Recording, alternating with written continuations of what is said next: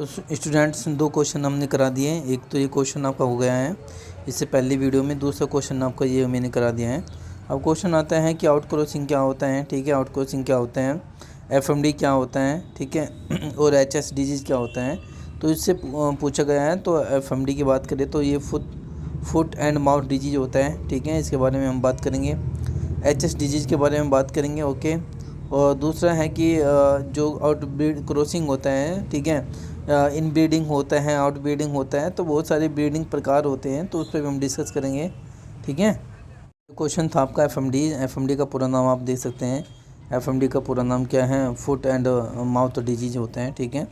और दूसरा है कि ये बीमारी जो होती है हाईली कॉन्टेजिनियस बीमारी होती है, एक दूसरे से लगती है और समटाइम ये फैटल होते हैं, बहुत कभी कभी ये घातक भी होती है। फैटल का मतलब होता है घातक, ठीक है। और इसमें ये वायरल डिजीज़ है। अगर आपसे कोई पूछता है कि ये एफएमडी किसके द्वारा लगता है, बैक्टीरिया के द्वारा लगता है, वायरस के द्वारा लगता है, किसके द्वारा लगता है, तो आपको बताना है स्टूडेंट ये वायरस यानी कि वायरल बीमारी है। किन किन में लगता है, ये कैटल में लगता है, बुफेलो में लगता है, सीप में लगता है एंड गोट में लगता है, ओके। तो ये आप लोगों को आपसे पूछा जा सकता है, ठीक है। तो ये किसकी बीमारी है आप इतना याद रखिए, ठीक है। ये 2 नंबर का आपको आंसर वहाँ देना था। चलो नेक्स्ट चलते हैं। उसके बाद आपसे क्वेश्चन पूछा गया था आउट क्रॉसिंग क्या होता है, आउट ब्रीडिंग क्या होती है। तो आप देख लीजिए, आउट क्रॉसिंग का मतलब होता है तो refer the mating the animals, mating करना होता है एनिमल्स में, ठीक है, within the same breed. अगर सेम ब्रीड के साथ हम मीटिंग कराते हैं, लेकिन ये बात ध्यान रखें कि but having the no common ancestor on other state other side, यानी कि उनके पास किसी भी तरह का नो कॉमन एंसेस्टर होना चाहिए, किसी भी तरह का कोई भी पूर्वज नहीं होना चाहिए। 4 से 6 जो पीढ़ी है उनकी, उनमें किसी भी तरह का उनका पूर्वज से क्रॉस नहीं कराते हैं। एनिमल्स तो सेम कराते हैं, सेम ब्रीड हो सकती हैं, लेकिन जो उनके एंसेस्टर होते हैं वे कॉमन नहीं होने चाहिए, ठीक है। इस बात का ध्यान रखें, उसे हम कहते हैं आउट क्रॉसिंग। आउट ब्रीडिंग का मतलब होता है कि यहाँ पर जो इस मेथड्स में क्या होते हैं, सुपीरियर जो मेल होते हैं और उनका मेटेड कराया जाता है विद सुपीरियर फीमेल के साथ, ओके। सुपीरियर मेल के साथ सुपीरियर फीमेल का क्रॉस किया जाता है। तो इसमें हेल्प क्या होती है, ओवरकम द इनब्रीडिंग डिप्रेशन को कम करने के लिए लोग कहते हैं। इधर आप देख सकते हो। और इधर क्या होता है, डेवलप न्यू सेटअबल सुपीरियर ब्रीड्स को तैयार करने के लिए आउट ब्रीडिंग कहते हैं। तो हो सकता है कि आपसे इन दोनों में से क्वेश्चन पूछ ले स्टूडेंट, ठीक है, ध्यान रखना इनसे क्वेश्चन आ सकता है। ये भी क्वेश्चन हो गया आपका। तो नेक्स्ट चलते हैं। बात आती है इन ब्रीडिंग की, हो सकता है आपसे इन ब्रीडिंग पूछ ले। इन ब्रीडिंग का मतलब होता है कि मेटिंग कराना सेम ब्रीड के साथ, ओके। जब हम किसी सेम ब्रीड के साथ क्रॉस कराते हैं तो उसे इन ब्रीडिंग कहते हैं। जैसे मान लीजिए जो जो जो बुफेलो है, बुफेलो के ब्रोदर से अगर क्रॉसिंग कराते हैं तब वो इन ब्रीडिंग में आता है। बुफेलो की सिस्टर फादर से कराते हैं, तो इसका मतलब ये होता है कि इन ब्रीडिंग का मतलब होता है रिलेटेड एनिमल्स के साथ, ठीक है, सेम रिलेटेड एनिमल्स के साथ जब हम क्रॉस कराते हैं। और लाइन ब्रीडिंग का मतलब क्या होता है स्टूडेंट, जो लाइन ब्रीडिंग होती है इसमें क्लोजली रिलेटेड एनिमल्स होते हैं, not necessary good form practice and can be use the genetic mutation but the practice to improve the genetic traits pure breed animals line breeding, okay. तो ये सब चीज़ें हैं लाइन ब्रीडिंग। कुछ लोग ये कह सकते हैं कि जो लाइन ब्रीडिंग होती है, लाइन ब्रीडिंग में जो कजन होते हैं उनके साथ जो अगर हम क्रॉस कराते हैं तो वो लाइन ब्रीडिंग कहलाती है, ठीक है। जो एनिमल्स के कजन होते हैं अगर उनके साथ उनका क्रॉस जो कजन ब्रदर होता है उसके साथ क्रॉस कराया जाए, कजन सिस्टर होता है, तो ये सब चीज़ें एनिमल्स में चलती है स्टूडेंट। तो हो सकता है कि ये सब हो जाए। तो ये सब चीज़ें हैं आप लोगों से पूछा जा सकता है, तो इसको पढ़ के जाना। हो सकता है कि यहाँ से आपसे 2 नंबर में क्वेश्चन पूछ ले, ठीक है। तो एक बार एक्सप्लेन कर देता हूँ हिंदी में, जो हिंदी वाले स्टूडेंट हैं। इन ब्रीडिंग का मतलब स्टूडेंट क्या होता है कि जब हम किसी सेम एनिमल्स के साथ यानी सेम ब्रीड के साथ क्रॉस कराते हैं, जैसे मान लो ब्रोदर है और सिस्टर के साथ अगर क्रॉस कराया जाता है, ये एनिमल्स में चलता है, तो वो क्या होता है, वो इन ब्रीडिंग होता है। और अगर ब्रोदर की जगह उसका कजन ब्रोदर की क्रॉस कराया जाए, कजन सिस्टर के साथ क्रॉस कराया जाए, तो ये जो होता है आपका लाइन ब्रीडिंग होता है, ओके। तो ये सब चीज़ें आप लोगों को पता होना चाहिए, ये क्वेश्चन आप लोगों से पूछा जाता है, ठीक है। ये ब्रीडिंग के प्रकार हैं। आपसे आउट ब्रीडिंग पूछ सकते हैं, mating the animals same the breed but have the, वही सेम मैंने आपको बताया। इन ब्रीडिंग का मतलब क्लोजली रिलेटेड एनिमल्स के साथ। लैंड ब्रीडिंग का मतलब होता है which with the degree of the relation less the intensive than the inbreeding. Usually इसमें वही आते हैं कजन ब्रदर, कजन सिस्टर वगैरह सब, ठीक है, ये लैंड ब्रीडिंग है। तो ये आप लोगों से हो सकता है ये क्वेश्चन आ जाए, इंपॉर्टेंट क्वेश्चन है, ठीक है। तो ये क्वेश्चन थे। आप यहाँ पर भी देख सकते हैं क्रॉस ब्रीडिंग क्या होता है, ईटिंग द मैटिंग, यहाँ पर ये रहा और ये बुल है और ये काऊ है, इन दोनों को क्रॉस कराने के बाद ये बना है, तो ये क्रॉस ब्रीडिंग कहलाता है। ठीक है, ठीक है। ये भी क्वेश्चन हो सकता है बैक क्रॉस क्या होता है, बैक क्रॉसिंग क्या होते हैं। ठीक है, अगर इट्स पेरेंट्स के साथ यदि हम एनिमल कोई भी एनिमल है और हम ब्रीडिंग कर रहे हैं, उसी पेरेंट्स के साथ अगर हम क्रॉस कराते हैं तो वो बैक क्रॉसिंग कहलाते हैं। ग्रेडियम का मतलब होता है denote the repeated crossing of females and they are the female progency of the mail.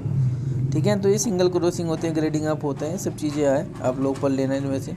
उसके बाद स्टूडेंट आपसे नेचुरल ब्रीडिंग पूछा गया है, तो नेचुरल ब्रीडिंग क्या होता है? As the name the suggest natural breeding allow to the animal to breed the naturally. मतलब जो एनिमल्स एंड प्राकृतिक के द्वारा क्या करते हैं, उसमें क्रॉस करते हैं, मैटिंग करते हैं आपस में, तो उसे नेचुरल ब्रीडिंग कहते हैं। इसमें किसी भी तरह का कोई इंटरफेयर नहीं होता है। ठीक है,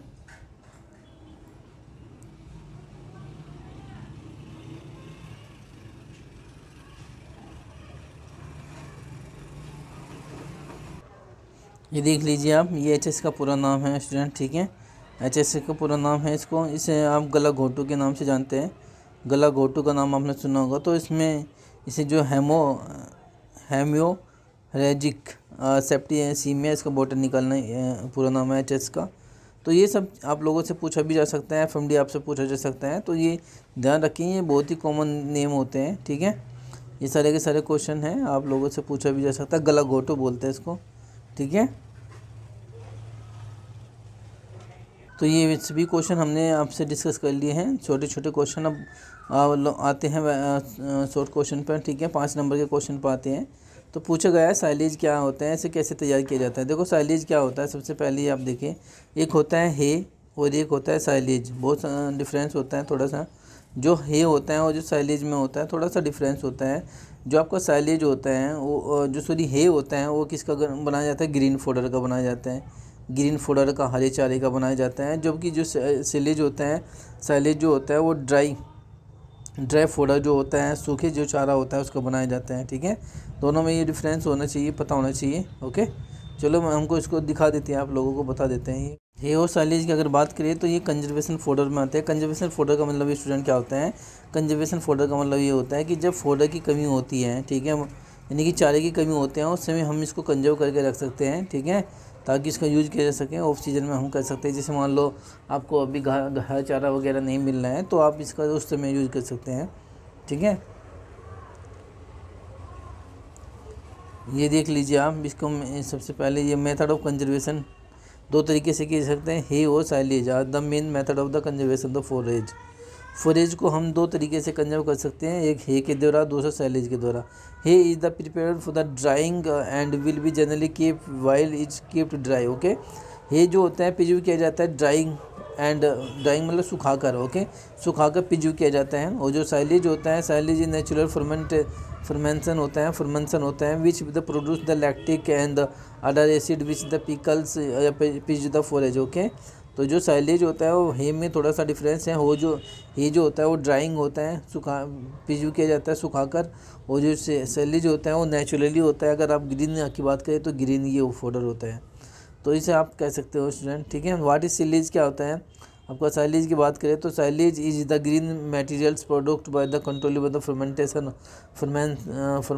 of the green fodder crop retaining the high moisture content. ठीक है, यानी कि साइलेज क्या है? ग्रीन मटेरियल है जो कंट्रोल करता है fermentation of the green fodder crop, जिसमें क्या होता है कि हाई मॉइस्चर कंटेंट होता है। कितना होता है? 20 से 40% डीएम या 40 से 16% सीपी। ठीक है, ये सारी की सारी चीज़ें होती हैं। उसके बाद आती है स्टूडेंट एडवांटेज ऑफ साइलेज क्या होता है आपका? जो साइलेज नहीं, साइलेज जो का उद्देश्य क्या होता है? तो silage can be prepared the free green fodder when the weather does not the permit of hay making. Okay, अगर आपको जो वेदर वगैरह नहीं प्रमोट करने देती है तो उस समय आप इसको यूज कर सकते हो। Prepared the plant having the thick stems and generally not very suitable for the hay making, like sorghum maize वगैरह का इसका नींव बनता है ये। ठीक है, एडवांटेज की बात करें तो आप लिख लेना कोई 2।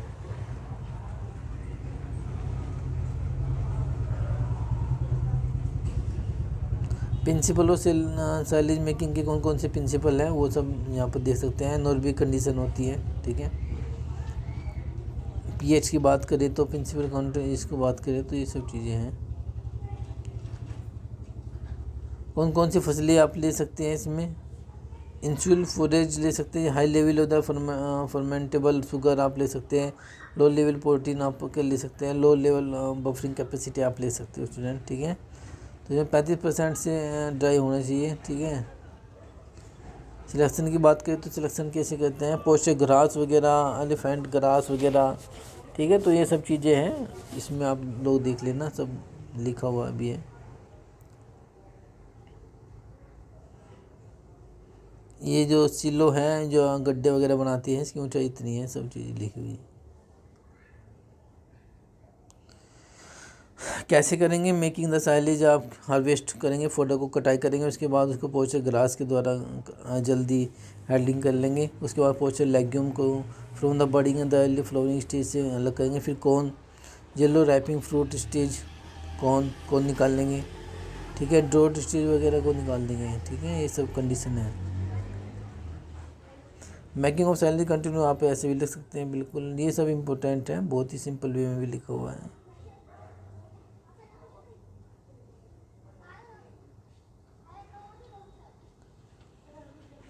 तो ये सब चीज़ें हैं स्टूडेंट, देख लेना वो लोग।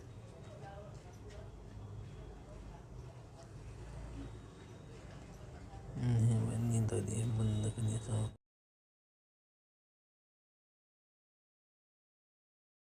तो स्टूडेंट्स ओके, तो आज हम बात करेंगे मुझे साइलेज क्या है, साइलेज और इसे कैसे तैयार किया जाता है। ये इंपॉर्टेंट क्वेश्चन है 5 नंबर का। इसकी जगह आपसे हे भी पूछ सकते हैं, थोड़ा सा उसको पढ़ कर दीजिएगा। हे और साइलेज में थोड़ा सा अंतर ही होता है। जो साइलेज होता है वो हरे चारे का बनाया जाता है, जबकि जो हे होता है वो ड्राई प्रोसेस होते हैं। तो हम एक बार इसको देख लेते हैं स्टूडेंट, ठीक है। जो साइलेज हैं, साइलेज को नियंत्रित किण्वन विधि द्वारा तैयार किया जाता है, यानी कि फर्मेंटेशन प्रोसेस होती है ये, ठीक है। इसमें हरे चारे की पोषक तत्वों की उपलब्धता बड़ी मात्रा में रहती है और इसमें ये हरे चारे जो होता है इसमें न्यूट्रिएंट ज़्यादा होते हैं, ठीक है। इस वजह से इसको रखते हैं। ये जो साइलेज होता है इसका उपयोग, इसका यूज क्यों करते हैं? देखो, जब हमारे यहाँ पर चारा ख़त्म हो जाता है तो पशुओं के लिए हम इसका प्रयोग करते हैं, यानी कि जब ऑफ सीजन होता है, जब कोई भी फोडर हम उसको ग्रो नहीं कर सकते, उस समय हम इसका उपयोग कर सकते हैं, ठीक है।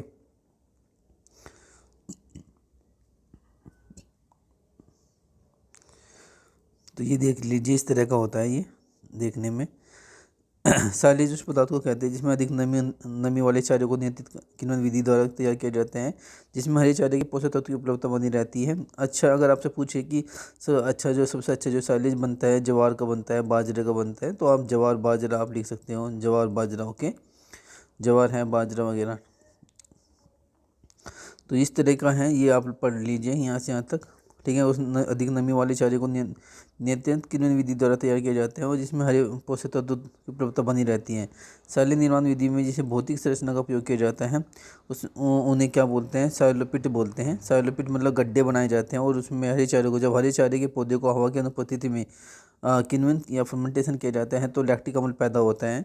यह अम्ल हरे चारे को अधिक समय तक सुरक्षित रखने में मदद करता है। साइलेज बनाने और उसको सुरक्षित रखाव के लिए खाए गड्ढे या जमीन के ऊपर बने साइलों में भरा जाता है। किण्वनीकरण का नियंत्रण या तो लैक्टिक अम्ल उत्पन्न करने वाले जीवाणु को बढ़ावा देकर या हरे चारे में कमजोर अम्ल के घोल को सीधा मिलाकर या सोडियम मेटाबाइसल्फेट जैसे परिरक्षक को मिलाकर भी किया जाता है। तो ये सब चीज़ें हैं, यहाँ से आप देख लीजिएगा, इंपॉर्टेंट क्वेश्चन है, पूछे गए हैं। बनाने की विधि क्या है? साइलेज बनाने के लिए चारे को फसल की महीन काट गड्ढों में खूब अच्छी तरह से दबाकर, यानी चॉपर किया जाता है। इसको जो चारा होता है उसको काटा जाता है अच्छे से और उसको अच्छी तरह दबा कर भर देते हैं। समय समय पर इसमें नमक डालते रहते हैं। नमक एक प्रिजर्वेटिव होता है, परिरक्षक होता है। जब गड्ढे में खूब अच्छी जब गड्ढा खूब अच्छी तरह से भर जाए तो उसमें से हरी घास डाल दे और अंत में मिट्टी से गड्ढे को खूब अच्छी तरह से ढक दें। कुछ दिनों में गड्ढे के अंदर हवा की अनुपस्थिति में चारे का फर्मेंटेशन होना शुरू होने लगता है और धीरे धीरे चारा नीचे की तरफ बैठने लगता है। तो 2 से 3 महीने के भीतर साइलेज बनकर तैयार हो जाता है। तैयार साइलेज से एक विशेष प्रकार की सुगंध आती है। आप इसे अगले 3 से 4 महीने तक पशुओं को खिला सकते हैं। तो ये इंपॉर्टेंट है स्टूडेंट।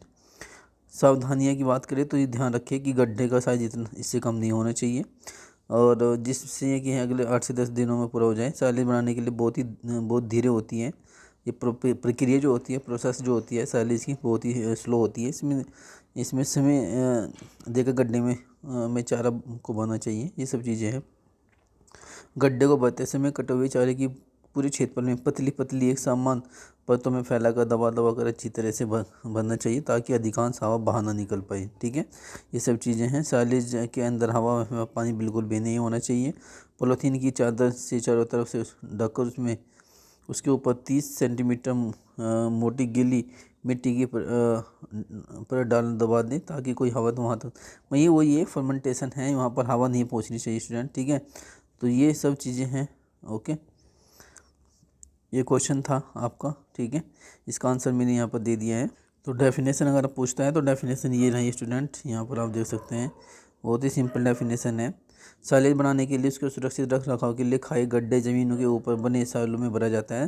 कृमिकरण का नियंत्रण या लैक्टिक अम्ल उत्पन्न करने वाले जीवाणु को बढ़ावा देकर हरे चारे में कमजोर अम्ल की घोल को सीधा मिलाकर या सोडियम मेटाबाइसल्फेट जैसे प्रयोगों को मिलाकर किया जाता है। साइलेज कैसे बनाया जाता है, बहुत सारा मैंने ये बता दिया। कौन सी फसल सबसे अच्छी होती है, मक्का है, ज्वार है, बाजरा है, जई भी है। ठीक है, ये इंपॉर्टेंट क्वेश्चन है। नमी कितनी होनी चाहिए, 65 से 75%। आपसे एनडीआरआई का पूरा नाम भी पूछ सकते हैं। नेशनल डेयरी रिसर्च इंस्टीट्यूट कहाँ पर है, करनाल हरियाणा में है, तो पढ़ के जाइएगा। ठीक है,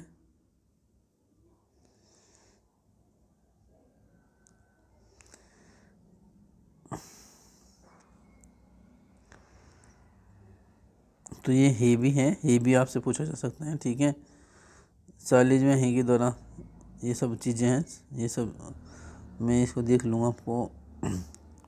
ये सब है स्टूडेंट। गड्ढे के प्रकार इस तरह से बनाया जाता है, देखा होगा आपने। ये इस तरह का प्रोसेस होता है। पिट साइलो होते हैं, टावर साइलो भी इस तरह रखते हैं। उत्तम साइलो बनाने के लिए इतनी % होनी चाहिए। ये वही है जो भी मैंने आपको बताया। हे की बात आती है तो हे से भी क्वेश्चन आते हैं। सूखा हुए, देखो उसमें सिंपल सी बात है। साइलेज जो होता है, साइलेज में और हे में क्या अंतर होता है। जो हे होता है उसमें सूखे चारे का प्रयोग किया जाता है, जबकि जो साइलेज होता है उसमें हरे चारे का प्रयोग किया जाता है। ठीक है, ध्यान रखना, ये भी इंपॉर्टेंट क्वेश्चन है। सुखाए हुए चारे को हे कहते हैं। यह वैज्ञानिक विधि द्वारा इस प्रकार तैयार की जाती है जिसमें हरे चारे का हरापन बना रहे, ताकि के जाने के बाद इसके पोषक तत्व में कमी में बिना किसी पोषक विशेष हानि का सुरक्षित रखा जा सके।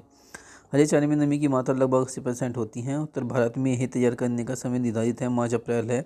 मार्च अप्रैल से आसमान में धूप अच्छी होती है, आसमान साफ होता है तथा वायुमंडल में आर्द्रता कम होती है, जिससे चारा जल्दी से जल्दी सूख जाता है और हे तैयार हो जाता है। ये सब है। हे बनाने की विधि कौन, देखो हे बनाने की प्रक्रिया में हरे चारे की अच्छे प्रकार से समान रूप से सुखाना बहुत ही आवश्यक होता है। भारत में साधारणतः धूप एवं हवा में सुखाकर ही हे तैयार की जाती है। आमतौर पर ज़मीन पर फैलाकर सुखाने की विधि से ही ये हे तैयार की जाती है। ज़मीन पर हरे चारे के सुखाने की विधि ये है। इतना गड्ढा होना चाहिए, देख लीजिए। इस विधि में चारों को काटने के बाद 25 से 30 सेंटीमीटर मोटे परतों या छोटे छोटे ढेरों में फैलाकर धूप में सुखाए जाते हैं। यदि धूप अधिक तेज ना हो तो हरे चारे को अधिक पतली परतों में फैलाए जाते हैं। जब चारे की अधिकांश ऊपरी पत्तियां सूख जाती हैं तो थोड़ा कुरकुरापन आ जाता है। तो ये सब चीज़ें हैं स्टूडेंट, इसे पढ़ लेना, थोड़ा सा इसे पोज करके पढ़ लेना, काफ़ी बड़ा है ये ना। हे बनाना ये हे का है प्रोसेस। ओके, ये हे है। हे के लिए कौन कौन सी फसलें हैं, बरसीम, बीज का, लोबिया, सोयाबीन, ठीक है, जई हैं। ये सारी फसलें जो होती हैं हे के लिए है। इसके अतिरिक्त अक्टूबर में मक्का, ज्वार, मक्का, बाजरा, दूब, घास, ये सब चीज़ें इसके अंतर्गत आती हैं।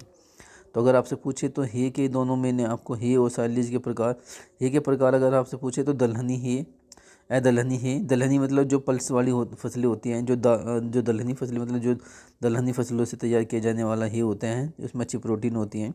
दलहनी मतलब जिसमें सीरियल्स फसलें का उपयोग किया जाता है, जिसमें जो चारे घास आदि से तैयार की जाती हैं। और स्वयं मिश्रित फसलें, इसमें दलहनी और दलहनी दोनों प्रकार को रखा जाता है। ये हे का प्रकार है। हे बनाने की सावधानियाँ कौन कौन सी है, तो अच्छी गुणवत्ता के लिए इस बात का ध्यान रखें। हे बनाने के लिए फसल की कटाई प्राप्त काल की औसत प्राप्त होने के बाद ही करनी चाहिए।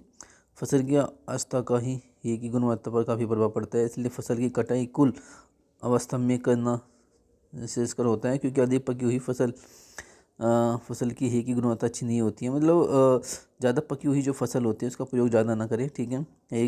हे की जो फसल की कटाई है, जो हार्वेस्टिंग समय है, वो उसके समाप्त बाद ही करना चाहिए, धूम निकलने के बाद। अधिक सुखाने का हे की प्रोटीन व क्रोटीन की मात्रा नकारात्मक प्रभाव पड़ता है, ज़्यादा भी नहीं सुखाना चाहिए, नहीं तो उसमें उसकी प्रोटीन पर इफेक्ट पड़ेगा। हे को कुट्टी काट कर खिलाना चाहिए, खिलाते समय पानी में भिगोकर तथा सानी लगाकर भी देने से पशु में चाव से खाते हैं। तो ये सब चीज़ें हैं, ये सब किसी ने बनाया था, उनके लिए धन्यवाद, ठीक है। तो ये चीज़ें हैं स्टूडेंट्स, दोनों क्वेश्चन मैंने डिस्कस कर लिया आपसे, हे और साइलेज। अब नेक्स्ट चलते हैं। तो सबसे पहले हम देखते हैं पशुओं के लिए भोजन किसी से प्राप्त होता है। पशुओं को किसी को भी विभिन्न प्रकार की आगे जैसे आ गए थे, जैसे खाद, ढुलाई आदि प्रदान होता है। पशुपालन में ग्रामीण क्षेत्रों में बेरोजगारी तथा छिपी हुई बेरोजगारी की समस्या का निवारण किया जाता है। यानी कि जो अगर मैं बात करूँ, देखो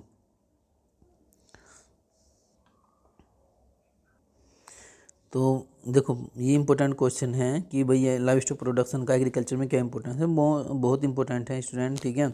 कि जो भी एग्रीकल्चर में जो भी मिक्सड फार्मिंग होती है, मिक्सड फार्मिंग का आप लोगों ने सुना होगा। देखो मिक्सड क्रॉपिंग की बात नहीं कर रहा हूँ मैं, मिक्सड फार्मिंग की बात कर रहा हूँ। मिक्सड फार्मिंग का मतलब ये होता है कि जब आप फसल के साथ साथ क्रॉप प्रोडक्शन के साथ साथ लाइव स्टॉक प्रोडक्शन भी रखते हो, तो उसे हम मिक्सड फार्मिंग के नाम से जानते हैं।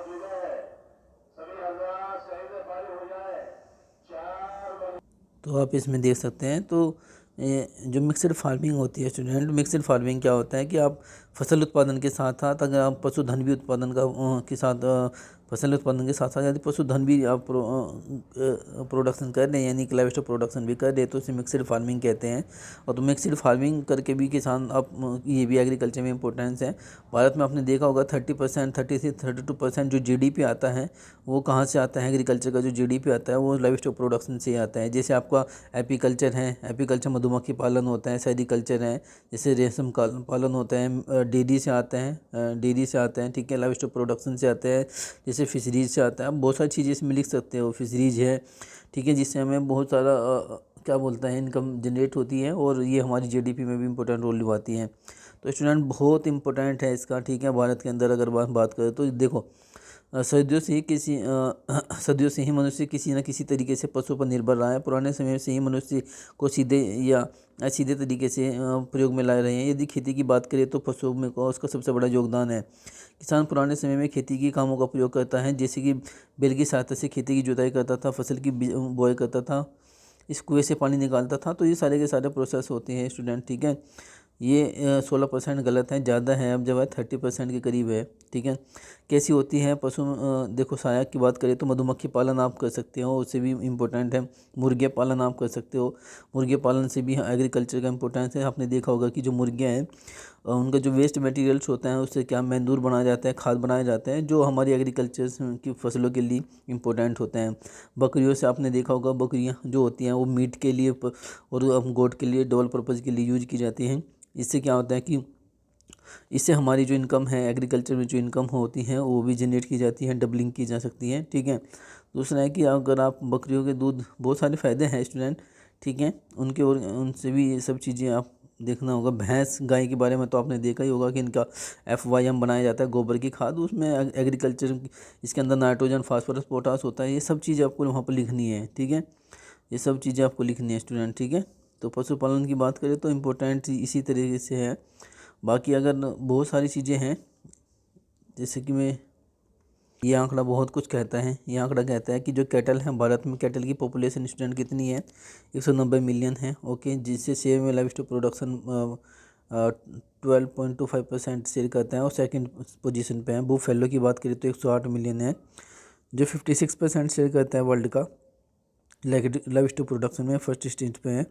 फर्स्ट रैंक पे है, सॉरी। सीप की बात करें 65 मिलियन है, गोट की बात करें तो 135 है, जो पिग की बात करें तो 10.29 मिलियन है। तो ये इतनी सारी पॉपुलेशन है, कहीं ना कहीं एग्रीकल्चर में इंपॉर्टेंस है, इनका अलग अलग इंपॉर्टेंस एग्रीकल्चर में। डिस्ट्रीब्यूशन की बात करें तो ये सब देख लीजिए, लाइव स्टॉक प्रोडक्शन पिग का इतना है, अदर्स का इतना है, गोट का इतना है, कैटल का इतना है स्टूडेंट, ठीक है। तो ये इंपॉर्टेंट है। फर्स्ट लाइव स्टॉक सेंसस की बात करें तो 1919 में ये पूछा गया था, ये हुआ था। तो सो फार ना 19 such the census has been the conducted, जिसमें क्या कहा था 2012 में। उसके बाद 19वां लाइव स्टॉक सेंसस की बात करें तो लास्ट जो था जो फर्स्ट की बात करें तो 1919 में था, उसके बाद 2012 में, उसके बाद अभी तक लाइव स्टॉक सॉरी अभी तक लाइव स्टॉक प्रोडक्शन पर सेंसस नहीं किया गया है। अभी तक इसके बारे में कुछ नहीं पता कि कितनी पॉपुलेशन है कितनी। तो लाइव स्टॉक प्रोडक्शन की बात करें तो मोस्ट इंपॉर्टेंट है स्टूडेंट ये एग्रीकल्चर में देख लीजिए। Animal husband is the integral component of agriculture supporting livelihood of the more than 300 of the rural population. Livestock provide the nutrients rich food, milk, meat, egg, ठीक है, ये सब चीज़ें आप हैं। ड्रॉट पावर मतलब जो सूखा सहन करने वाली जो गाय भैंस बकरी वगैरह होते हैं। डंग मतलब गोबर, ऑर्गेनिक मैन्योर, डोमेस्टिक फ्यूल, ये सब चीज़ें हैं। Regular source of the cash income, okay, अगर आप कैश इनकम है, मान लीजिए आपको पैसे की ज़रूरत है, अगर आपके पास गोट है तो एकदम आप बेच सकते हो और पैसा ले सकते हैं, that is called the cash income, okay. तो नेचुरल कैपिटल है as insurance against the income source of the crop failure, okay. यदि आपकी इंश्योरेंस भी होते हैं, अगर आपने कोई आपकी फसल फेल हो जाती है तो उसमें आप एज ए इंश्योरेंस अगेंस्ट कर सकते हैं उसके। एम्प्लॉयमेंट जनरेट कर सकते हैं, डेयरी लगा सकते हैं, डेयरी के साथ ये सब चीज़ें स्टूडेंट हैं। नंदिनी सब चीज़ें हैं, दूध दही हर चीज़ें लाइव स्टॉक प्रोडक्शन की हैं, आप देख सकते हो। तो देखिए आप ये इम्पोर्टेंट है स्टूडेंट, ठीक है, ऐसा नहीं है कि ये इम्पोर्टेंट नहीं है। एग्रीकल्चर मोस्ट इम्पोर्टेंट है ये। भारत में खेती के लिए अगर बात करें, ट्रांसपोर्ट के लिए अगर बात करें, तो एग्रीकल्चर में जितने भी आपने फोडर वगैरह सब चीज़ें आप देख सकते हैं, ये सब एग्रीकल्चर इम्पोर्टेंस है। आप इसमें सभी में दे सकते हैं, ऐसी बात नहीं है। Transformation in the utility of the transform, यानी कि कैसे हम ट्रांसफर अपनी यूटिलिटी को लाइव स्टॉक प्रोडक्शन में कैसे ट्रांसफ़र कर रही है। स्कोप की बात करें तो ये सब चीज़ sustainable income, the income growth है, फास्ट ग्रोइंग अर्बन पॉपुलेशन है, burgeoning the middle income class है, चेंजिंग द लाइफ स्टाइल है, increase the proportion of the women in the workforce, लोग महिलाओं का अनुपात बढ़ रहा है काम में, improvement in the transportation and the storage practice and the rise supermarkets, ठीक है, ये सारी चीज़ें हैं स्टूडेंट। तो मैं यहाँ पर इस तरह बताना चाहता था कि ये सब इम्पोर्टेंट्स हैं, आप इस पर ज़रूर फोकस कीजिएगा क्वेश्चन पे। ग्रोथ की रेट की बात करें तो देख लीजिए आप, ग्रोथ भी लाइव स्टॉक प्रोडक्शन इंक्रीज होता जा रहा है। तो मेरा कहने का मतलब है कि यहाँ से क्वेश्चन आने की संभावना है। लैंड होल्डिंग भी बढ़ रहा है, लैंड होल्डिंग की बात करें तो ये सब चीज़ें हैं। इकोनॉमिक डिस्ट्रीब्यूशन लाइव स्टॉक की बात करें तो गुजरात कौन सा ज़्यादा है, बिहार से स्टूडेंट है तो 18.7% दे रहा है लाइव स्टॉक प्रोडक्शन में, ठीक है, लाइव स्टॉक इम्पोर्टेंस है इसका। ये सब चीज़ें हैं, ओके। तो ये सब आपको पता समझ में आ गया होगा। 2 क्वेश्चन भी नहीं करे नेक्स्ट, ठीक है। तो ये जरूर देख के जाइए। थैनेला रोग क्या होता है, मैस्टिटिस दुधारू पशु को लगने वाला एक रोग होता है। थैनेला रोग से प्रभावित पशुओं को रोग की प्रारंभ में थन गर्म हो जाते हैं तो उसमें दर्द व सूजन हो जाती है, शारीरिक तापमान बढ़ जाता है, लक्षण प्रकट होते ही इसकी दूध की गुणवत्ता प्रभावित होती है, दूध में छटका, खून व पीप या पस की अधिकता हो जाते हैं, पशु खाना पीना छोड़ देते हैं और रुचिग्रसित हो जाता है। यह बीमारी सामान्यतः गाय, भैंस, बकरी और सुअर में समेत के लगभग सभी वैसे पशुओं में पाई जाती है जो अपने बच्चों को दूध पिलाती है। थैलेला बीमारी में पशु में कई प्रकार के जीवाणु, विषाणु, फफूंद और यीस्ट एवं मोल्ड संक्रमण से होता है, जिसके अलावा चोट या मौसमी प्रतिकूलता के कारण भी थैलेला हो जाता है, ठीक है, ये सब चीज़ें हैं। प्राचीन काल से यह बीमारी दूध देने वालों पशु एवं उनके पशुपालकों के लिए चिंता का विषय बना हुआ है, ठीक है। पशु विकास के साथ श्वेत क्रांति की सफलता में अकेले यह बीमारी सबसे बड़ी बाधक है। इस बीमारी से पूरे भारत में प्रतिवर्ष करोड़ों रुपए का नुकसान होता है, तो पशुपालकों की आर्थिक स्थिति को प्रभावित करता है। देखो इसने एक नाम लिया, वो लिया इसने श्वेत क्रांति, वाइट रिवोल्यूशन। तो वाइट रिवोल्यूशन की अगर बात करें तो वाइट रिवोल्यूशन किससे संबंधित है, दूध से संबंधित है स्टूडेंट, मिल्क से संबंधित है। कौन लाए थे यहाँ पर, डॉक्टर वर्गीस कुरियन लाए थे। फादर ऑफ ग्रीन रिवोल्यूशन और वाइट रिवोल्यूशन किसको कहा जाता है, father of white revolution doctor Verghese Kurien को कहा जाता है। तो ये सब ये इनके आपको लिखना था। और लक्षण की बात करें तो यहाँ पर लक्षण देख सकते हैं आप। अलक्षणिक या उपलक्षणिक प्रकार के रोग में थन का दूध बिल्कुल सामान्य प्रतीत होता है, लेकिन प्रयोगशाला में दूध की जांच के द्वारा रोग का निदान किया जा सकता है। लक्षणिक रोग में जहाँ कुछ पशुओं में केवल दूध में मवाद, छिचड़े या खून आदि आता है तथा थन लगभग सामान्य प्रतीत होते हैं। वहीं कुछ पशु में थन में सूजन या कड़ापन, गर्मी के साथ साथ दूध में असामान्यता पाई जाती हैं। कुछ असामान्य प्रकार के रोग में थन सड़गी जाते हैं। ये बहुत सारी बीमारी है स्टूडेंट, तो इसे पढ़ लेना, ठीक है। पहचानने के लिए क्या करें, पीएच पेपर द्वारा दूध समय समय पर जांचें, संदेह की स्थिति हो तो जांच करें। कैलिफोर्निया मास्टाइटिस सॉल्यूशन के माध्यम से जांचें। संदेह की स्थिति में दूध कल्चर एवं सेंसिटिविटी जांचें। ओके। इसके अलावा पशुओं का उचित रख रखाव, थन की रोग प्रतिरोधक क्षमता बढ़ाने वाली औषधि का प्रयोग में, रोग का समय समय पर इलाज दिखते रहे, ये सब चीज़ें। उपचार की बात करें तो उपचार, रोगों का उपचार इस प्रकार किया जा सकता है, देख लीजिए आप, ठीक है। यहाँ पर देखें, दुधारू पशुओं के रहने के स्थान को नियमित सफाई करनी चाहिए, ठीक है। फिनाइल व गोल्ड अमोनियम कंपाउंड का छिड़काव करें। दूध दोहने के पश्चात थन की सफाई, लाल पोटास या सेवलोन का प्रयोग जरूर करें। दुधारू पशुओं में दूध बंद होने की स्थिति में ड्राई थेरेपी द्वारा उचित इलाज कराई जानी चाहिए। थैलेला होने पर तुरंत पशु को चिकित्सा की सलाह की जाए। ये सब चीज़ें हैं, ये देख लेना। रोग बचाओ, पशुओं से बांधे जाने वाले स्थान, बैठने के स्थान, दूध दोहने की सफाई का विशेष ध्यान रखें। दूध दोहने की तकनीकी सही होनी चाहिए। थन के किसी प्रकार की चोट ना पहुँचे। थन में किसी प्रकार की चोट या खरोच नहीं होनी चाहिए। थन का उपचार दूध से पहले में बाद में दवा के घोल में जरूर करें। दूध की धार कभी भी फर्श पर न मारें, ठीक है। ये सब चीज़ें हैं। समय समय पर दूध की जांच करते रहें। सूक्ष्म पशु उपचार भी आने के बाद थैलेला होने की संभावना है, लगभग समाप्त कर देते हैं। ये सब चीज़ें हैं, ओके। तो ये सब चीज़ें आप लोगों को मैंने ये क्वेश्चन पूरा करा दिया है। अब देखते हैं नेक्स्ट क्वेश्चन। थोड़ी सी अगर मैं बात करूँ हो थैलेला रोग की, अगर मैं बात करूँ स्टूडेंट, तो थैलेला जो रोग होता है, ये थैलेला, ये मास्टाइटिस जो रोग होता है, ये बहुत ही खतरनाक बीमारी होती है स्टूडेंट, ठीक है। पशुओं में ये अगर की बात करें तो अगर जो फार्म होता है, डेयरी फार्म वगैरह जो होता है, उसको नुकसान काफ़ी होता है, ठीक है। दूध की क्वालिटी ख़राब हो जाती है, पशु दूध नहीं देता है, कम कर देता है, ठीक है। और अभी आपको बताया कि खून या ब्लड वगैरह भी आने लगता है। तो ये सब बहुत बीमारी है, बहुत क्रिटिकल बीमारी है। इसका थोड़ा सा अगर पहले से ही पशुपालक ध्यान रखेगा तो वो उसके लिए अच्छा ये माना जाएगा, ठीक है। उसके बाद क्वेश्चन है लॉन्ग क्वेश्चन की बात करें तो ये प्रजनन विधियां हैं, कौन कौन सी विधियां भारत में यूज की जाती हैं, मोस्ट इंपॉर्टेंट है ये क्वेश्चन। यहाँ से इस क्वेश्चन आने की संभावना है क्योंकि इस क्वेश्चन पर काम चल रहा है, ठीक है। तो NDRI जो है, नेशनल डेयरी रिसर्च इंस्टीट्यूट, इसी पे काम करता है, ठीक है। डेवलपिंग के पर काम करता है, ब्रीडिंग पर काम करता है वो। चलो मैं इस क्वेश्चन को देखते हैं। प्रजनन प्रणाली की बात करें तो इम्पोर्टेंट क्वेश्चन है। दो प्रकार की होती हैं स्टूडेंट, ठीक है। एक इन ब्रीडिंग होती है, एक आउट ब्रीडिंग होती है। इंपॉर्टेंट क्वेश्चन होते हैं। दो ही तरह की ब्रीडिंग एनिमल्स में की जाती है, बट वो तो लाइन ब्रीडिंग वगैरह जो होती हैं, ये सब इन ब्रीडिंग के प्रकार होते हैं, ठीक है। एक इन ब्रीडिंग होती है, एक आउट ब्रीडिंग होती है, ठीक है, ध्यान रखना। इन ब्रीडिंग का मतलब होता है कि देखो, जब संबंधित जानवरों जैसे कि नर और मादा दोनों का क्रॉस कराया जाता है तो उसे हम क्या बोलते हैं, इनब्रीडिंग बोलते हैं। इनब्रीडिंग का मतलब क्या होता है, जब रिलेटेड एनिमल्स के साथ क्रॉस कराया जाता है तो उसे हम क्या बोलते हैं, इनब्रीडिंग बोलते हैं। मान लीजिए कोई पशु है, वो मेल है, ओके, और उसकी जो सिस्टर है या मदर है, उनसे अगर हम क्रॉस कराते हैं तो वो इनब्रीडिंग के अंतर्गत आता है। तो यानी कि इनब्रीडिंग का मतलब होता है कि रिलेटेड एनिमल के साथ, यानी कि उससे संबंधित रखने वाले एनिमल्स के साथ जब हम क्रॉस कराते हैं तो उसे इनब्रीडिंग कहते हैं। इससे पहले भी मैं इसको एक्सप्लेन कर चुका हूँ। आउटब्रीडिंग क्या होती है, नर और मादा जो होते हैं असंबंधित, अनरिलेटेड होते हैं, जिनका कोई रिलेशन नहीं होता एक दूसरे से, ठीक है। इससे इनब्रीडिंग में जो होता है लाइन ब्रीडिंग भी आता है। इनब्रीडिंग के बाद में अगर आपसे कोई पूछे तो लाइन ब्रीडिंग भी आता है। लाइन ब्रीडिंग का मतलब ये होता है कि जब क्रॉस कराया जाता है, मेल और फीमेल्स का क्रॉस कराया जाता है, लेकिन जो मेल और फीमेल्स जो होते हैं आपस में क्या होते हैं, वे कजन होते हैं, ठीक है।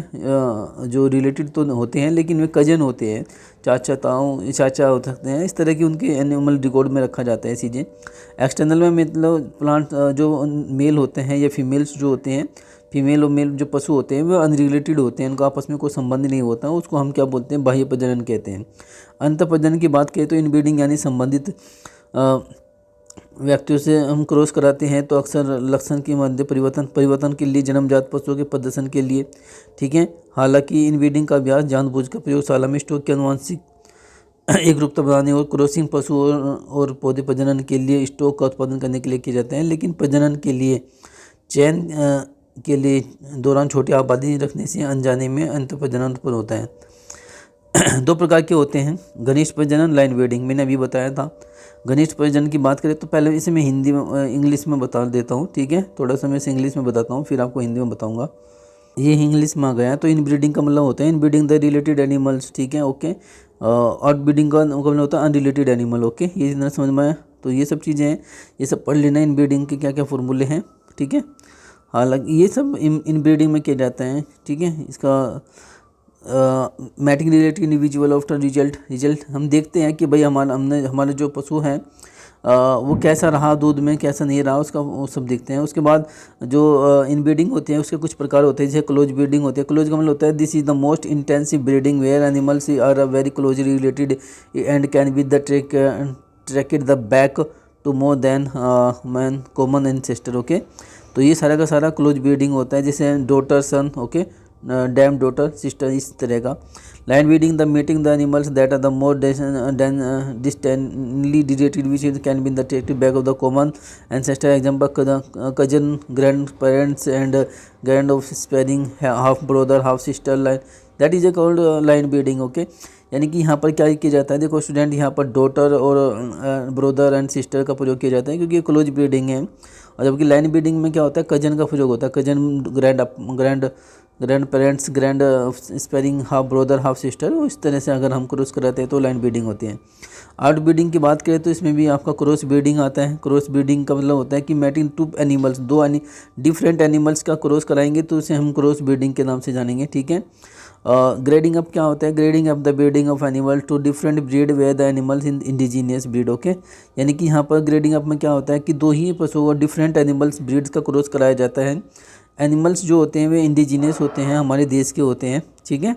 जेनेटिक इम्प्रूवमेंट के लिए किया जाता है, ठीक है। तो ये सब चीज़ें मैंने आपको बता दी हैं। General consider regarding the cross breeding system, okay. ये देख सकते हैं आप लोग, सब पढ़ लेना इसको अगर आप पढ़ सकते हो तो, ठीक है। बट ये थोड़ा सा लेट रिलीज हो रहा है वीडियो, ठीक है। उसके लिए हम थोड़ा सा आप लोगों से यही कहते हैं कि भाई देखो थोड़ा सा टाइम लग जाता है हमें कभी कभी चीज़ों को, बिजी इतना हो रहा है आज का शेड्यूल, समझ नहीं पा रहे। तो ये सब चीज़ें हैं स्टूडेंट, इसको पढ़ लेना। जो स्टूडेंट थोड़ा सा अगर आपको लगता है कि इसको पढ़ कर जाना है तो आप इसे पढ़ के जरूर जाइएगा। यहाँ से क्वेश्चन 10-20 नंबर का तो मिल ही जाएगा, क्योंकि ये लेट वीडियो में रिलीज कर रहा हूँ, उसके लिए थोड़ा सा मुझे अच्छा भी नहीं लग रहा है, लेकिन फिर भी मैं आप लोगों के लिए इस कोशिश कर रहा हूँ। मेरे पास समय बहुत की प्रॉब्लम अभी हो रही है आजकल, ठीक है। तो ये सब चीज़ें आप पढ़ लेना स्टूडेंट, ठीक है। तो ये क्वेश्चन होता है पूरा, ये क्वेश्चन जरूर रखें। गाय ब्याने के समय, ब्याने के बाद देखभाल प्रबंध का ध्यान रखें, इंपॉर्टेंट क्वेश्चन है। पिछले 2 साल के क्वेश्चन को जरूर पढ़ के जाइएगा, ठीक है। देखो क्या होता है कि जो कैल्विंग होती है, कैल्विंग का मतलब ये होता है कि जब गाय ब्याहती है, बच्चा देती है, उसको हम क्या बोलते हैं, कैल्विंग बोलते हैं। तो कैल्विंग के बाद बहुत ध्यान रखना पड़ता है, ठीक है। सफाई का ध्यान रखना पड़ता है, ठीक है। पशु दूध का ध्यान रखना पड़ता है, ठीक है। उस बच्चे को जो उस गाय का जो बच्चा है या भैंस का जो बच्चा है उसको सही समय पर दूध जरूर दे, खीस जरूर पिलाए, ठीक है। तो ये सब चीज़ें हैं, दूध का ध्यान रखें उसके लिए, ओके।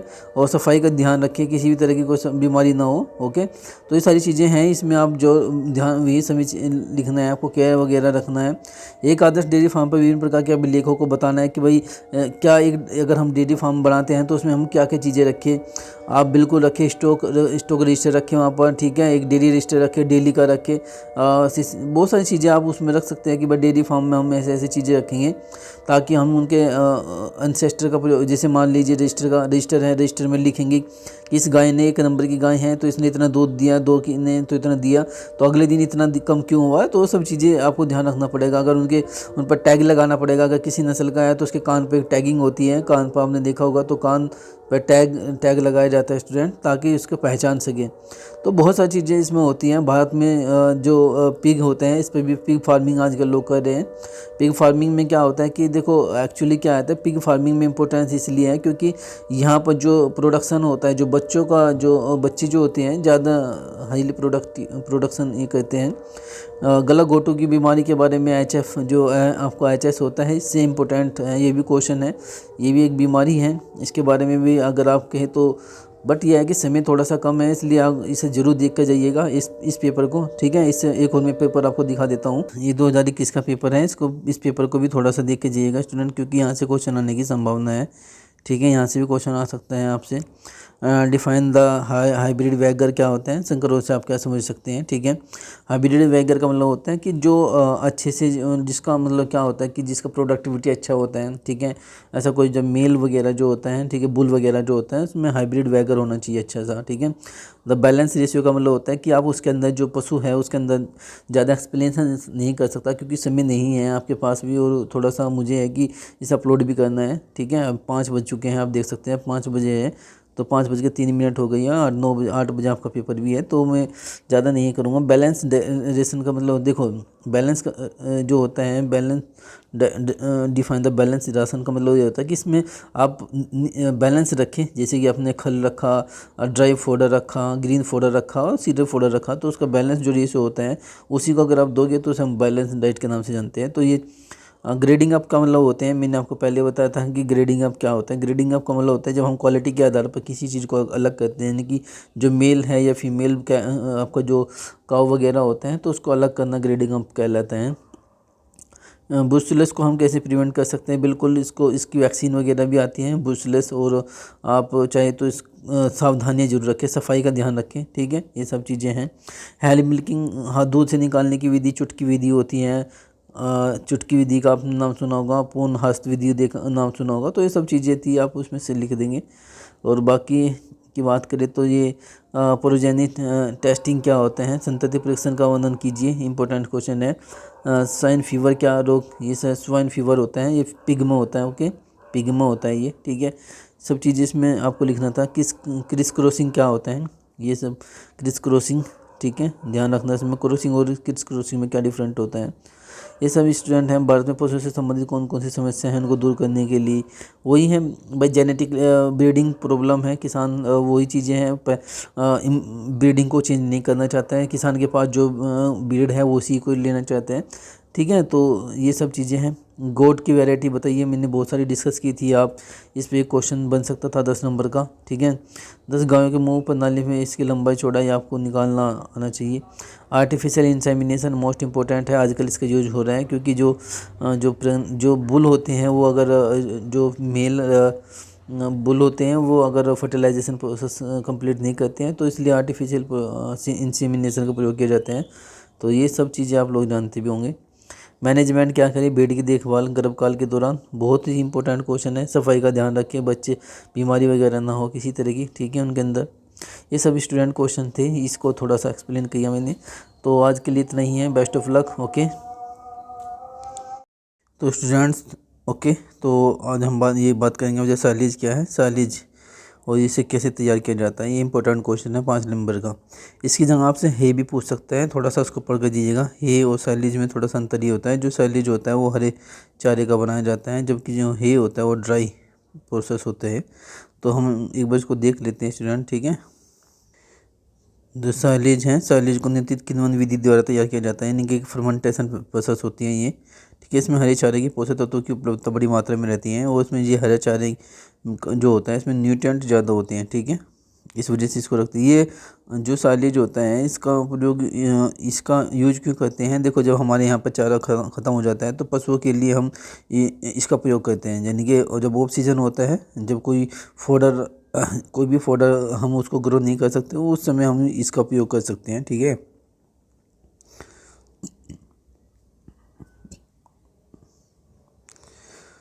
तो ये देख लीजिए, इस तरह का होता है ये देखने में। साइलेज उस पदार्थ को कहते हैं जिसमें अधिक नमी वाले चारे को नियंत्रित किण्वन विधि द्वारा तैयार किया जाता है, जिसमें हरे चारे के पोषक तत्व की उपलब्धता बनी रहती है। अच्छा, अगर आपसे पूछे कि सबसे अच्छा जो साइलेज बनता है जवार का बनता है, बाजरे का बनता है, तो आप जवार बाजरा आप लिख सकते हो, जवार बाजरा, ओके, जवार है बाजरा वगैरह। तो इस तरह का है ये, आप पढ़ लीजिए यहाँ से यहाँ तक, ठीक है। अधिक नमी वाले चारे को नियंत्रित किण्वन विधि द्वारा तैयार किया जाता है, और जिसमें हरे पोषक तत्व की उपलब्धता बनी रहती है। साइलेज निर्माण विधि में जिसे भौतिक संरचना का उपयोग किया जाता है उन्हें क्या बोलते हैं, साइलोपिट बोलते हैं। साइलोपिट मतलब गड्ढे बनाए जाते हैं, और उसमें हरे चारे को, जब हरे चारे के पौधे को हवा की अनुपस्थिति में किण्वन या फर्मेंटेशन किया जाता है तो लैक्टिक अम्ल पैदा होता है। यह अम्ल हरे चारे को अधिक समय तक सुरक्षित रखने में मदद करता है। साइलेज बनाने और उसको सुरक्षित रख रखाव के लिए खाए गड्ढे या जमीन के ऊपर बने साइलों में भरा जाता है। किण्वनीकरण का नियंत्रण या तो लैक्टिक अम्ल उत्पन्न करने वाले जीवाणु को बढ़ावा देकर या हरे चारे में कमजोर अम्ल के घोल को सीधा मिलाकर या सोडियम मेटाबाइसल्फेट जैसे परिरक्षक को मिलाकर भी किया जाता है। तो ये सब चीज़ें हैं, यहाँ से आप देख लीजिएगा, इंपॉर्टेंट क्वेश्चन है पूछे गए हैं। बनाने की विधि क्या है? साइलेज बनाने के लिए चारे को फसल की महीन काट गड्ढों में खूब अच्छी तरह से दबाकर यानी चॉपर किया जाता है। इसको जो चारा होता है उसको काटा जाता है अच्छे से और उसको अच्छी तरह दबा कर भर देते हैं। समय समय पर इसमें नमक डालते रहते हैं। नमक एक प्रिजर्वेटिव होता है, परिरक्षक होता है। जब गड्ढे में खूब अच्छी जब गड्ढा खूब अच्छी तरह से भर जाए तो उसमें से हरी घास डाल दे और अंत में मिट्टी से गड्ढे को खूब अच्छी तरह से ढक दे। कुछ दिनों में गड्ढे के अंदर हवा की अनुपस्थिति में चारे का फर्मेंटेशन होना शुरू होने लगता है और धीरे धीरे चारा नीचे की तरफ बैठने लगता है। तो 2 से 3 महीने के भीतर साइलेज बनकर तैयार हो जाता है। तैयार साइलेज से एक विशेष प्रकार की सुगंध आती है। आप इसे अगले 3 से 4 महीने तक पशुओं को खिला सकते हैं। तो ये इंपॉर्टेंट है स्टूडेंट। सावधानियाँ की बात करें तो ये ध्यान रखें कि गड्ढे का साइज इतना इससे कम नहीं होना चाहिए और जिससे कि अगले 8 से 10 दिनों में पूरा हो जाए। साइलेज बनाने के लिए बहुत धीरे होती है। ये प्रक्रिया जो होती है, प्रोसेस जो होती है साइलेज की, बहुत ही स्लो होती है। इसमें समय देकर गड्ढे में चारा को बोना चाहिए। ये सब चीज़ें हैं। गड्ढे को भरते समय कटे हुए चारे की पूरे क्षेत्र में पतली पतली एक समान परतों में फैलाकर दबा कर अच्छी तरह से भरना चाहिए ताकि अधिकांश हवा बाहर ना निकल पाए। ठीक है, ये सब चीज़ें हैं। साइलेज के अंदर हवा पानी बिल्कुल भी नहीं होना चाहिए। पॉलीथीन की चादर से चारों तरफ से ढककर उसके ऊपर 30 सेंटीमीटर मोटी गीली मिट्टी की पर डाल दबा दें ताकि कोई हवा तो वहाँ तक वही ये फर्मेंटेशन है, वहाँ पर हवा नहीं पहुँचनी चाहिए स्टूडेंट। ठीक है, तो ये सब चीज़ें हैं। ओके, ये क्वेश्चन था आपका। ठीक है, इसका आंसर मैंने यहाँ पर दे दिया है। तो डेफिनेशन अगर आप पूछता है तो डेफिनेशन ये रही स्टूडेंट, यहाँ पर आप देख सकते हैं। बहुत ही सिंपल डेफिनेशन है।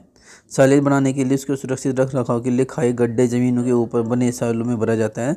किण्वीकरण का नियंत्रण या लैक्टिक अम्ल उत्पन्न करने वाले जीवाणु को बढ़ावा देकर हरे चारे में कमजोर अम्ल की घोल को सीधा मिलाकर या सोडियम मेटाबाइसल्फेट जैसे परिरक्षकों को मिलाकर किया जाता है। साइलेज कैसे बनाया जाता है? बहुत सारा मैंने ये बता दिया। कौन सी फसल सबसे अच्छी होती है? मक्का है, ज्वार है, बाजरा है, जई भी है। ठीक है, ये इंपॉर्टेंट क्वेश्चन है। नमी कितनी होनी चाहिए? 65 से 75%। आपसे एनडीआरआई का पूरा नाम भी पूछ सकते हैं। नेशनल डेयरी रिसर्च इंस्टीट्यूट कहाँ पर है? करनाल, हरियाणा में है, तो पढ़ के जाइएगा। ठीक है,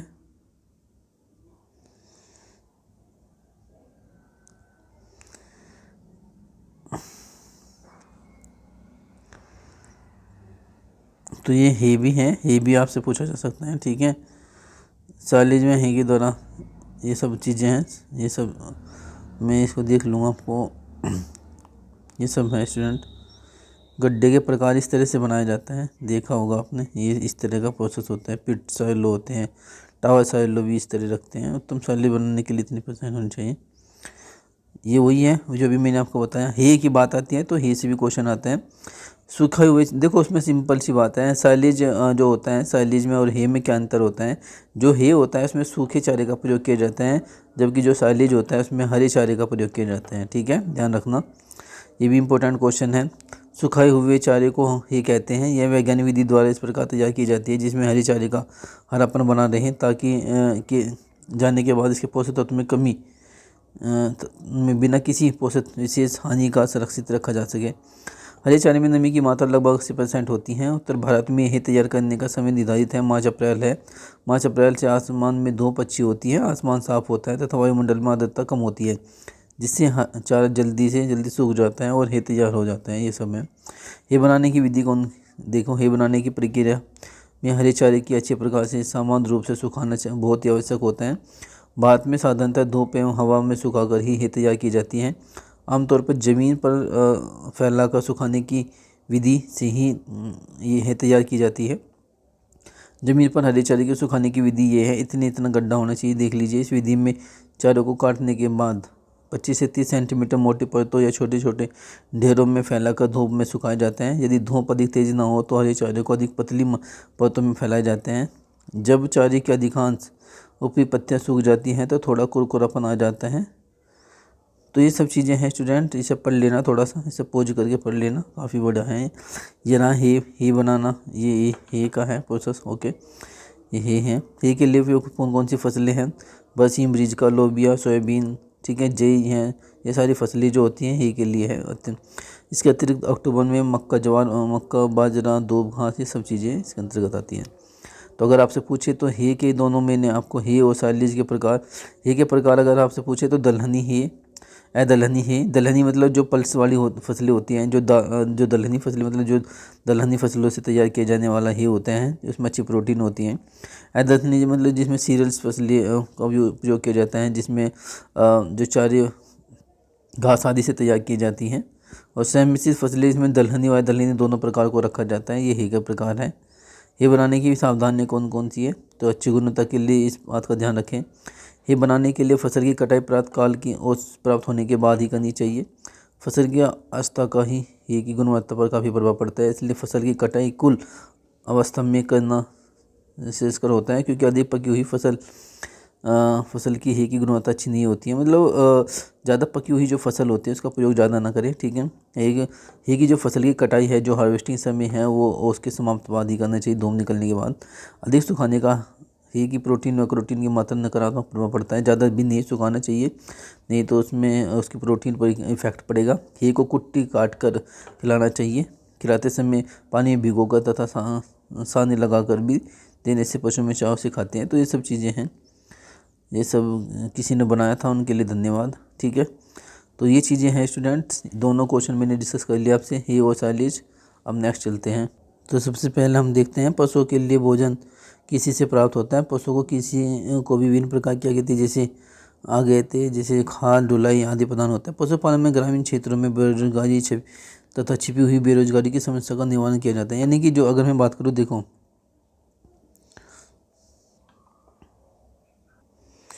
तो देखो ये इंपॉर्टेंट क्वेश्चन है कि भैया लाइव स्टॉक प्रोडक्शन का एग्रीकल्चर में क्या इंपॉर्टेंस है। बहुत इंपॉर्टेंट है स्टूडेंट, ठीक है।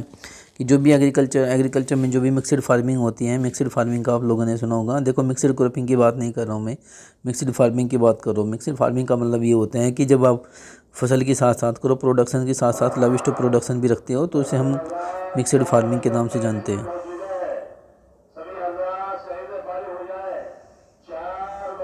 तो आप इसमें देख सकते हैं। तो जो मिक्सड फार्मिंग होती है स्टूडेंट, मिक्सड फार्मिंग क्या होता है कि आप फसल उत्पादन के साथ साथ अगर आप पशुधन भी उत्पादन के साथ फसल उत्पादन के साथ साथ यदि पशुधन भी आप प्रोडक्शन कर रहे हैं, यानी कि लाइव स्टॉक प्रोडक्शन भी कर रहे हैं, तो उसे मिक्सड फार्मिंग कहते हैं। और तो मिक्सड फार्मिंग करके भी किसान आप ये भी एग्रीकल्चर में इंपॉर्टेंस है।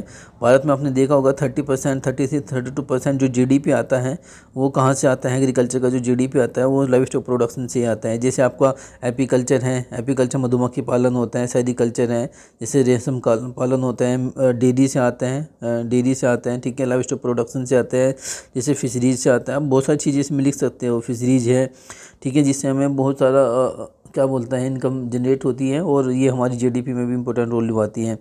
तो स्टूडेंट बहुत इंपॉर्टेंट है इसका, ठीक है। भारत के अंदर अगर बात करें तो देखो सदियों से ही मनुष्य किसी न किसी तरीके से पशु पर निर्भर रहा है। पुराने समय से ही मनुष्य को सीधे या असीधे तरीके से प्रयोग में लाए रहे हैं। यदि खेती की बात करें तो पशुओं में का उसका सबसे बड़ा योगदान है। किसान पुराने समय में खेती की कामों का प्रयोग करता है, जैसे कि बैल की सहायता से खेती की जुताई करता था, फसल की बुआई करता था, इस कुएं से पानी निकालता था। तो ये सारे के सारे प्रोसेस होते हैं स्टूडेंट, ठीक है। ये 16% गलत है, ज़्यादा है, अब जब है 30% के करीब है, ठीक है। कैसी होती है पशु? देखो सहायक की बात करें तो मधुमक्खी पालन आप कर सकते हो, उससे भी इम्पोर्टेंट है। मुर्गे पालन आप कर सकते हो, मुर्गे पालन से भी एग्रीकल्चर का इम्पोर्टेंस है। आपने देखा होगा कि जो मुर्गियाँ हैं उनका जो वेस्ट मटेरियल्स होता है उससे क्या मैंदूर बनाया जाता है, खाद बनाया जाता है, जो हमारी एग्रीकल्चर की फसलों के लिए इम्पोर्टेंट होते हैं। बकरियों से आपने देखा होगा, बकरियाँ जो होती हैं वो मीट के लिए और गोट के लिए डबल पर्पज़ के लिए यूज की जाती हैं। इससे क्या होता है कि इससे हमारी जो इनकम है, एग्रीकल्चर में जो इनकम होती है वो भी जनरेट की जाती है, डबलिंग की जा सकती है, ठीक है। दूसरा है कि अगर आप बकरियों के दूध, बहुत सारे फ़ायदे हैं स्टूडेंट, ठीक है, उनके और उनसे भी ये सब चीज़ें आप देखना होगा। भैंस गाय के बारे में तो आपने देखा ही होगा कि इनका FYM बनाया जाता है, गोबर की खाद, उसमें एग्रीकल्चर, इसके अंदर नाइट्रोजन, फास्फोरस, पोटास होता है। ये सब चीज़ें आपको वहाँ पर लिखनी है, ठीक है, ये सब चीज़ें आपको लिखनी है स्टूडेंट, ठीक है। तो पशुपालन की बात करें तो इम्पोर्टेंट इसी तरीके से है। बाकी अगर बहुत सारी चीज़ें हैं, जैसे कि मैं, ये आंकड़ा बहुत कुछ कहता है। ये आंकड़ा कहता है कि जो कैटल है, भारत में कैटल की पॉपुलेशन स्टूडेंट कितनी है, 190 मिलियन है, ओके, जिससे शेयर में लाइव स्टॉक प्रोडक्शन 12.25% शेयर करता है और सेकंड पोजीशन पे है। बुफेलो की बात करें तो 108 मिलियन है, जो 56% शेयर करता है वर्ल्ड का लाइव स्टॉक प्रोडक्शन में, फर्स्ट स्टेज पे है, फर्स्ट रैंक पे है, सॉरी। सीप की बात करें 65 मिलियन है, और गोट की बात करें तो 135 है जो पिग की बात करें तो 10.29 मिलियन है। तो ये इतनी सारी पॉपुलेशन है, कहीं ना कहीं एग्रीकल्चर में इंपॉर्टेंस है, इनका अलग अलग इंपॉर्टेंस एग्रीकल्चर में। डिस्ट्रीब्यूशन की बात करें तो ये सब देख लीजिए, लाइव स्टॉक प्रोडक्शन पिग का इतना है, अदर्स का इतना है, गोट का इतना है, कैटल का इतना है स्टूडेंट, ठीक है। तो ये इम्पोर्टेंट है। फर्स्ट लाइव स्टॉक सेंसस की बात करें तो 1919 में ये पूछा गया था, ये हुआ था। तो सो फार ना 19 such the census has been the conducted, जिसमें क्या कहा था 2012 में। उसके बाद 19वां लाइव स्टॉक सेंसस की बात करें तो लास्ट जो था, जो फर्स्ट की बात करें तो 1919 में था, उसके बाद 2012 में। उसके बाद अभी तक लाइव स्टॉक सॉरी, अभी तक लाइव स्टॉक प्रोडक्शन पर सेंसस नहीं किया गया है, अभी तक इसके बारे में कुछ नहीं पता कि कितनी पॉपुलेशन है, कितनी। तो लाइव स्टॉक प्रोडक्शन की बात करें तो मोस्ट इंपॉर्टेंट है स्टूडेंट, ये एग्रीकल्चर में देख लीजिए। Animal husband is the integral component of agriculture, supporting livelihood of the more than 300 of the rural population. Livestock provide the nutrients rich food, milk, meat, egg, ठीक है, ये सब चीज़ें आप हैं। ड्रॉट पावर मतलब जो जो सूखा सहन करने वाली जो गाय, भैंस, बकरी वगैरह होते हैं। डंग मतलब गोबर, ऑर्गेनिक मैन्योर, डोमेस्टिक फ्यूल, ये सब चीज़ें हैं। Regular source of the cash income, okay, अगर आप कैश इनकम है, मान लीजिए आपको पैसे की ज़रूरत है, अगर आपके पास गोट है तो एकदम आप बेच सकते हो और पैसा ले सकते हैं, that is called the cash income, okay. तो नेचुरल कैपिटल है as insurance against the income source of the crop failure, okay. यदि आपकी इंश्योरेंस भी होते हैं, अगर आपने कोई आपकी फसल फेल हो जाती है तो उसमें आप एज ए इंश्योरेंस अगेंस्ट कर सकते हैं, उसके एम्प्लॉयमेंट जनरेट कर सकते हैं, डेयरी लगा सकते हैं, डेयरी के साथ ये सब चीज़ें स्टूडेंट हैं। नंदिनी सब चीज़ें हैं, दूध, दही, हर चीज़ें लाइव स्टॉक प्रोडक्शन की हैं, आप देख सकते हो। तो देखिए आप, ये इम्पोर्टेंट है स्टूडेंट, ठीक है, ऐसा नहीं है कि ये इम्पोर्टेंट नहीं है। एग्रीकल्चर मोस्ट इम्पोर्टेंट है ये। भारत में खेती के लिए अगर बात करें, ट्रांसपोर्ट के लिए अगर बात करें, तो एग्रीकल्चर में जितने भी आपने फोडर वगैरह सब चीज़ें आप देख सकते हैं, ये सब एग्रीकल्चर इंपॉर्टेंस है, आप इसमें सभी में दे सकते हैं, ऐसी बात नहीं है। Transformation in the utility of the transform, यानी कि कैसे हम ट्रांसफर अपनी यूटिलिटी को लाइव स्टॉक प्रोडक्शन में कैसे ट्रांसफ़र कर रही है।